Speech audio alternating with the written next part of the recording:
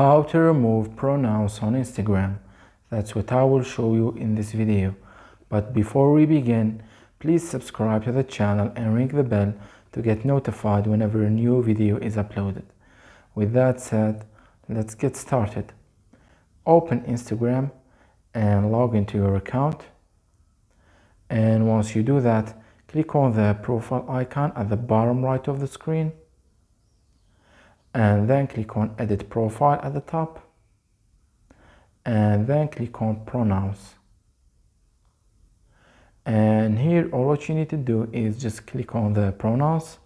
As you can see, there is an X mark next to it in the same box. It means that you can remove it just by clicking on it, just like this. I have removed the pronouns that was there. And once you do that, just click on the check mark icon at the top right of the screen to save.